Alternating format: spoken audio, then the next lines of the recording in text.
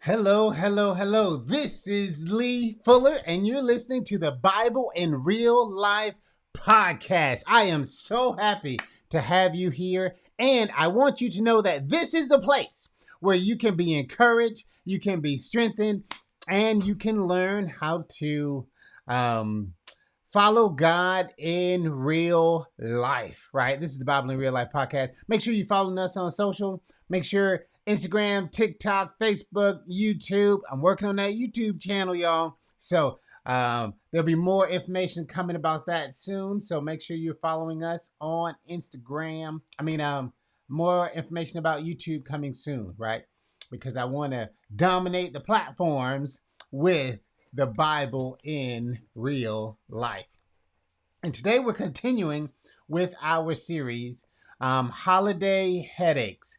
And before I do that, if you haven't gone back and listening to episodes 1, 2, or 3 of this series, you're really missing out. Episode 1, we talked about forgiveness during this holiday time. Listen, a lot of forgiveness is going to happen. We talked about grief. We talked about what to be thankful for. And today we're going to be talking about holiday shopping, holiday spending. I think I'm going to call it the holiday frenzy, right? So we're going to get some thoughts around how to look at it. And today you're going to see what the Bible has to say about possibly some of our spending habits and our perspective. So make sure you're tuned in and you stay locked tight. So this series has been very helpful for me. It's been eye-opening, and hopefully this is no exception. So first, I want to talk about this idea of shopping during the holiday season. It's crazy because you know how Paul talks about, and we're going to get into some of the contentment, but when you're up and when you're down, I can remember when, holiday stress because of, number one, because of not having any money, being broke, or having to not being a good steward, right? I remember as a business owner, the stresses sometimes of what am I going to be able to provide for my family? How big is Christmas going to be, if that's fair? How big is it going to be for my kids? Um, you know, there's times where I'm like, hey, it's gonna be a little light. You're gonna see a lot of floor under the Christmas tree. Like you can look, you'll see some spots around the presents because of how it is. But I've also experienced years of plenty, right? Where hey, there's stuff around the tree, so much so we're waiting for family members to come in and get their stuff, right? So it's I understand, and sometimes this holiday season can be stressful because either you could be on both sides, and we're going to talk about that. But let me give a couple disclaimers, right? So, my day job, I'm a marketer, right? I have a marketing company. So my day job is marketing. So this whole Black Friday, Cyber Monday, Small Business Saturday, hey, all in. I understand this concept. Going from going from the red to the black right before the end of the year. Listen, I get it. So I have a unique perspective about this whole shopping thing. So as a marketer, like my toolbox, in my toolbox, we got timers and countdown timers, and we got deals that come and go. We got these quantity. Hey, limited quantity. Hey, you got to get it now. Trying to produce action, right? I understand bundle. Hey, this is the biggest bundle of the year. Make sure you get it now, et cetera, et cetera, et cetera. Matter of fact, I created a product teaching others how to do it. Quick campaign blueprint, how to put together a campaign in like 24 hours. So boom, boom, boom, boom, boom. So I understand this marketing world. I understand this capitalistic society in the U.S., right, and throughout the world. Um, Maybe I should give a little background. So Black Friday, it's funny because I was doing a Google search and one person said, "Hey, is Black Friday a Christian holiday?" Right? Because there is um so when I was like, where in the world do we see Black Friday being how could that be a Christian holiday, right? So they talked about the Easter weekend, right? So remember when Christ died on the cross, the earth went black, right? And it was dark for hours, right? Completely dark. The sky, the day Jesus Christ died, the sky went dark. So they were like, hey, is this what they're talking about, like Black Friday? And no, that's not what we're talking about. But it is a unique perspective that maybe we should spend more time thinking about Jesus's death on the cross and how the sun went black, showing that this was in fact the Son of God that died to take away the sins of the world, right? But that's not what this episode is about. This episode is about Black Friday. It's an American holiday made up basically because, and for many, it's the start of the Christmas shopping season. Okay. It's the official start of Christmas shopping season. And so there's usually great deals. There is urgency. There's, hey, here's a time now to act now in order to purchase things. So with that, now that I cleared up, it's not a religious holiday. It's a business holiday that's kind of made up so that business owners and small business owners, this was often the day where they made their number for the year. Like they caught up. They went from the red to the black. So that's the meaning of Black Friday, FYI. But as a Christian, right, there was usually this tension between, hey, as a marketer, sell, give the people what they want, right?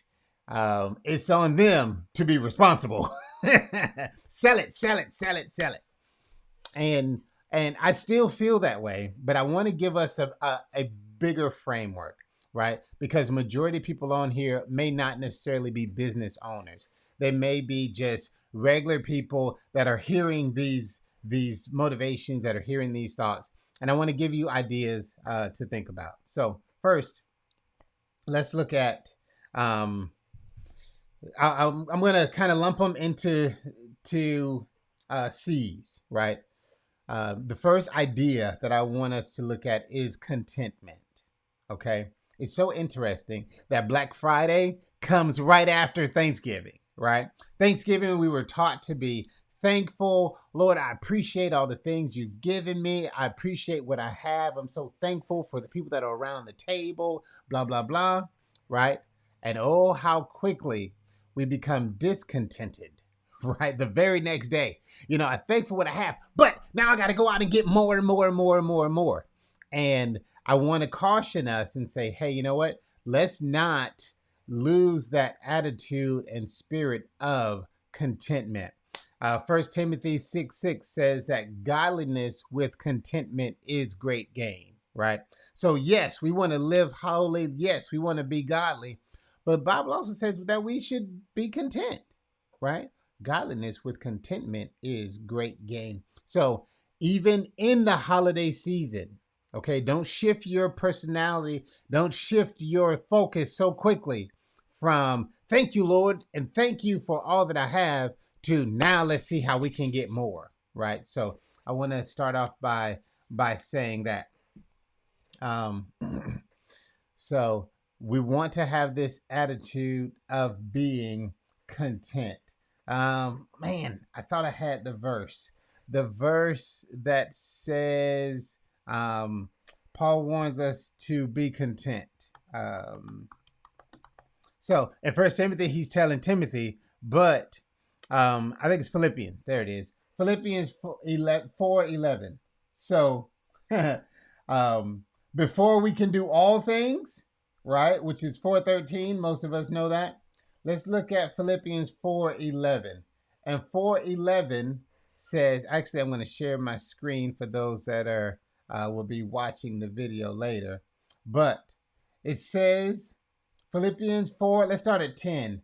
I rejoice in the Lord greatly that now at length you have revived your concern for me. Now here's what it says.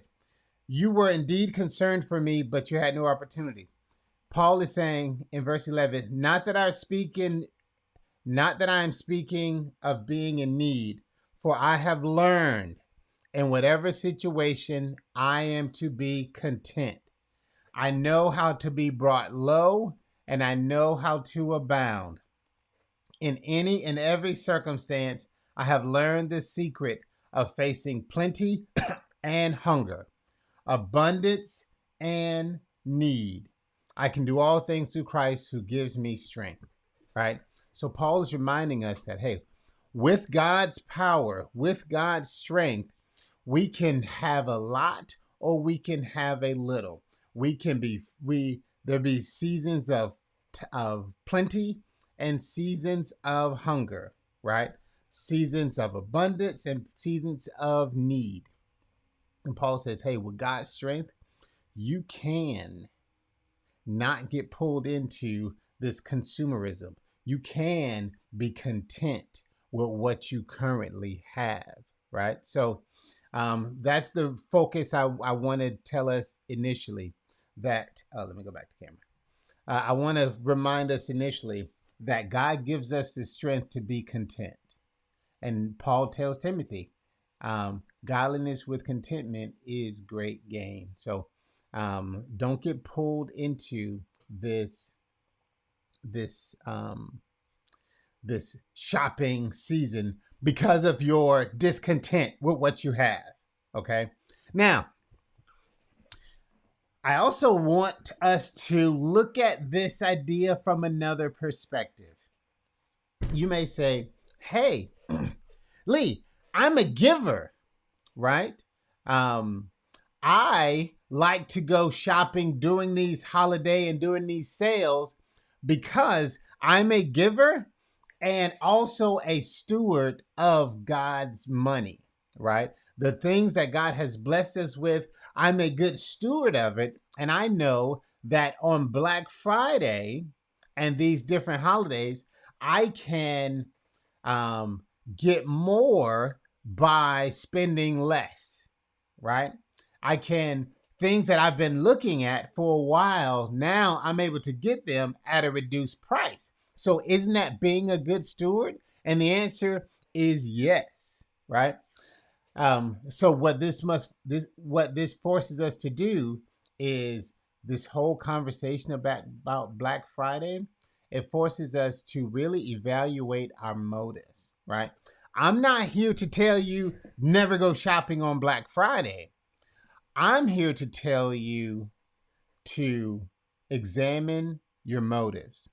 David prayed, Lord, search me, search my heart. And if there's anything not like you, reveal it and take it out of me, right? He, in Psalms, I think 139, right? So that's what we have to do. That's the balanced approach I want to give here. Evaluate your heart. Am I going out to get that bigger TV because I'm discontent with, do I have to get the 60-inch because my 48 is not big enough or is broken? You know, or am I discontent in my 48? I'm like, hey, I got to get a 68 because my neighbor just got a something, right? Hey, do I have to go get this? You know, there was a time, and this, I'm just talking about me. There was a time where I would try to, how is it? And it's, I kind of wrapped a spiritual garment around it, right? I wanted to flex. I wanted to show that I was doing well, right? So whenever there's like the the Secret Santa stuff, and they be like, "Hey, the limit is $10, right? I'll I'll buy something that's like $30, right?" And they be like, "Man, this wasn't $30." And I'd be like, the Lord's been blessing. God's good, right? And it wasn't so much about me showing that the Lord is blesses those that are good stewards. It was me trying to flex, like, you know what? Hey, I got it. You know what I'm saying? $10. I won't buy nothing for $10. Here, let me put something else on and give you a really nice gift, right? And when I checked my motive, it wasn't because I was showing the goodness of the Lord in the land of the living. I wanted people to know that I give good gifts, right? Wrong motive. Wrong motive, right? And I know sometimes as Christians, we be like, hey, I'm going to flex because God is good and he's blessing me, right? Which is fine. But is that the motive? Or is the motive, hey, I got it.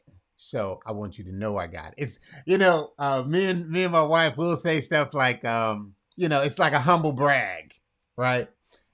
How do you say you got money without saying you got money, right? So there's a friend of mine, and so how do you say you got money without telling you got money? They'll be like, "Oh, I went horseback riding the other day, and we saw a beautiful sunset." Blah blah blah. It's a subtle flex. It's like, what I'm saying, I got my horses, right?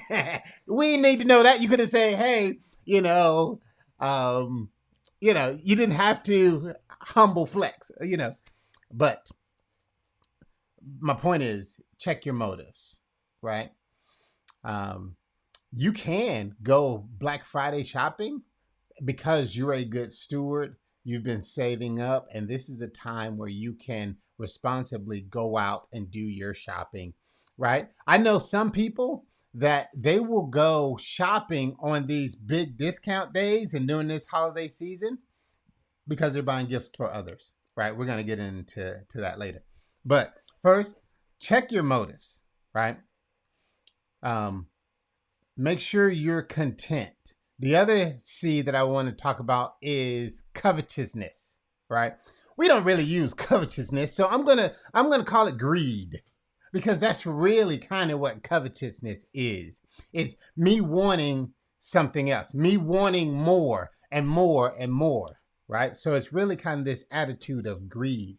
So, hey, this person went out and got a new car. I need to go out and get a new car. This person has something that I want, right? Not need. This person has something that I want, so I'm going to covet that and try to have the same thing, right?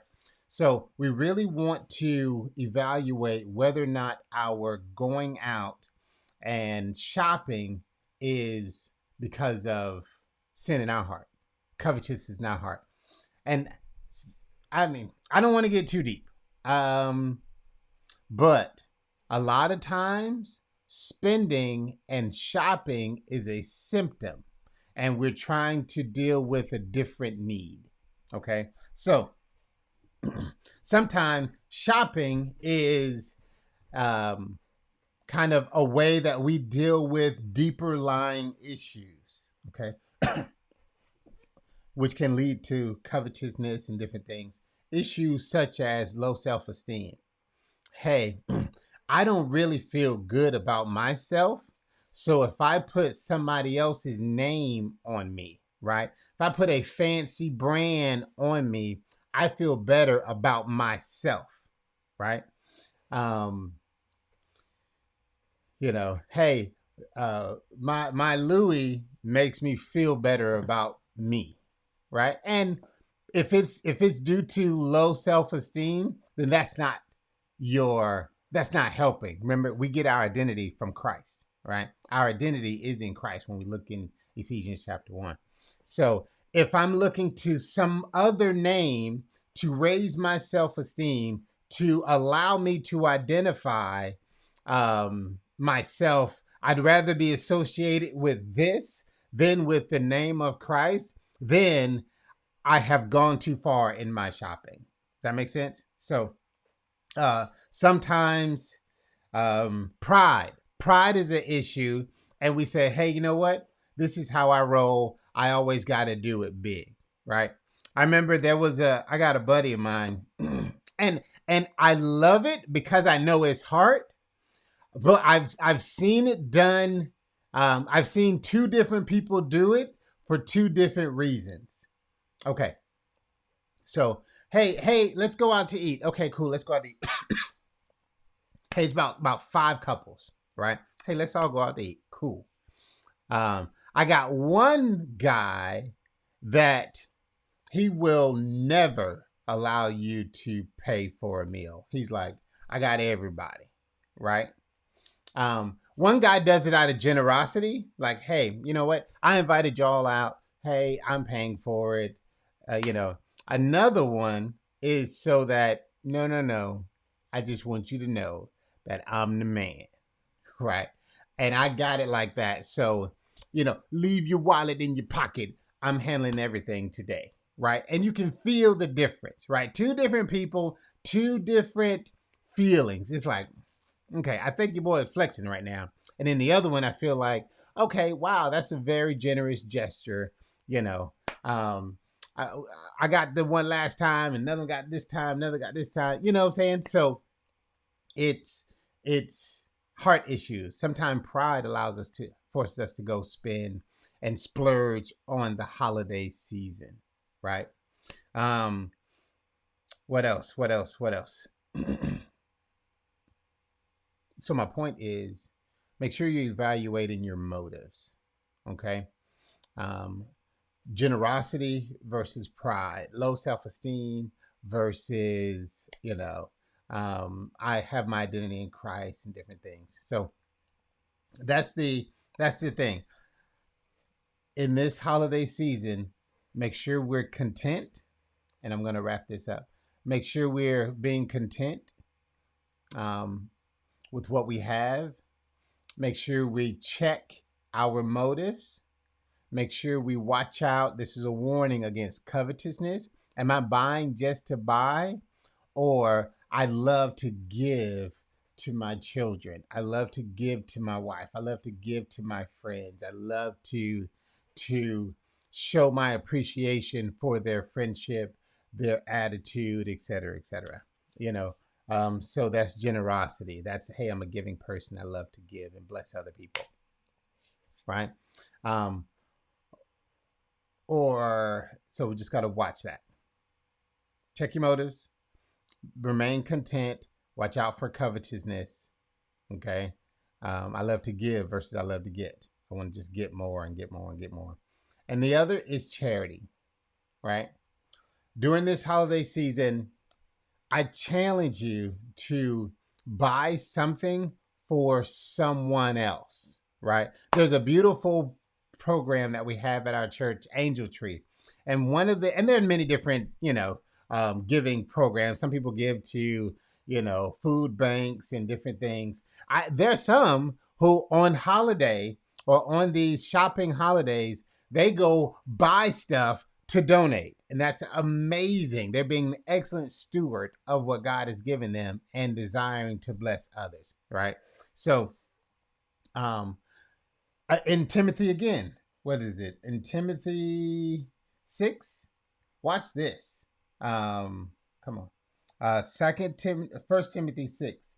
I love this because there's some out here that are doing well. You know what I'm saying? We out in these streets, we working, and we're actually doing pretty well. So here's what Timothy is telling to those that may have wealth in this world or may have wealth in this church in Ephesus. He says in verse 17, let me share it with you.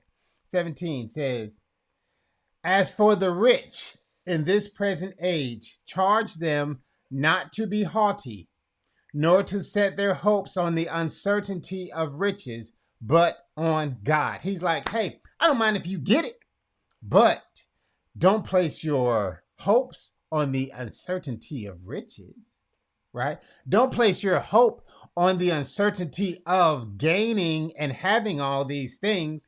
I was reading this article and talked about eventually nothing goes in the casket with you. So eventually everything you have will be sold or given away or deteriorate, right? So all these new purchases, all these things that we fight in line to get, eventually it all kind of wastes away. So don't place our hope in the uncertainty of riches, but on God, who richly provides us with everything to enjoy.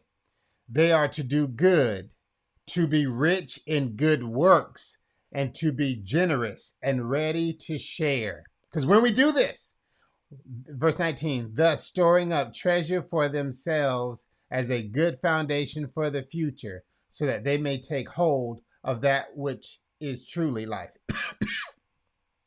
Isn't that good? So, in this holiday season, how do we avoid this holiday headache from the shopping frenzy? Number one, we check our motives, right? We check our motives to see, Lord, is there what's in me that's desiring me to go out and to spend and shop during the holidays, right? Is it, yeah, so check your motives. Number two, be content. Lord, I am thankful for everything that you've blessed me with. And if you don't bless me with another thing, you have been good to me. I've learned how to go without, and I've learned how to live with means, right?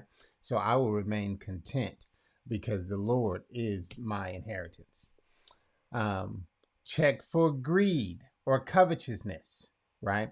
Let me not be so looking around that I'm getting things that I don't need or things that I don't want. I'm getting things just to fill up my closet or to flex on Instagram and social media, right? Check my heart, Lord. So we got to warn. I'm warning you against covetousness or greed during this holiday season. And listen, if you can't afford it, don't get it. You know, that's my financial piece. If you can't afford it, don't get it. Develop contentment. Develop contentment. And then the last one, charity, right? Use this opportunity to be generous, you know? So use what God has given you to be generous to others. And if you have that approach to this holiday season, it won't be as much of a headache. You won't be determined to spend more than you have, and you won't be empty. You will be content. You will be generous. You will have a life that is pleasing to God. This is how you address, or this is how I recommend you address and deal with this holiday season, right? It doesn't have to be a headache. It can be a time of healing. It can be a time of generosity. It could be a time of charity and a time of contentment. This is Lee Fuller. You're listening to the Bible in Real Life. I hope I've helped you. I've encouraged myself, right? You know what? There is something I've been meaning to, never mind. I'm just going to close the episode. I've been meaning to purchase something for somebody, but I'm going to close this episode. Thank you for tuning in with us. Hopefully this series has been helpful. Share it with others. And I will see you next time on the podcast, Bible in Real Life. This is Lee Fuller. Bye-bye, everybody.